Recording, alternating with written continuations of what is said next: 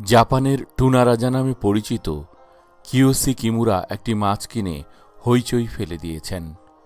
কারণ মাছটি কিনতে তার খরচ হয়েছে 7,42,00,000 ইয়েন, যার বাংলাদেশি মূল্য হচ্ছে প্রায় 5 কোটি টাকা।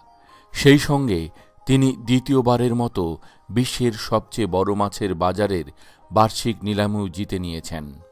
সুশি চেইন শপের উদ্যোক্তা কিয়োশি কিমুরা বৃহস্পতিবার জাপানের সুকিজি মাছের বাজারে নতুন বছরের প্রথম নিলামে 7,42,00,000 ইয়েনের $6,36,000 বিনিময়ে একটি টুনা মাছ কিনেন। মাছটির ওজন 212 কেজি। কিমুরা বলেন, আমি বুঝতে পারছি যে এটি ব্যয়বহুল, কিন্তু আমি খুব খুশি, কারণ আমি নিলামটি সফলভাবে জিততে পেরেছি।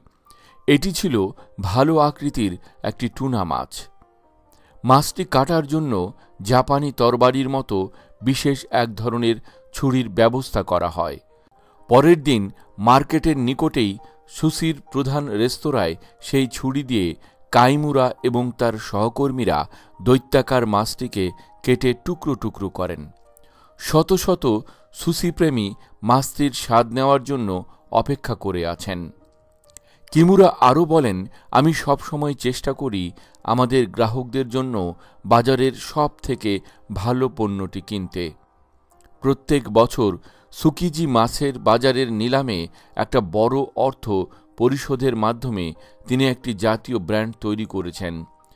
তিনি টানা 6 বারের মতো এই নিলাম জিতলেন। আসলে এটি প্রচারের একটি মাধ্যম হিসেবেও কাজে লাগান তিনি।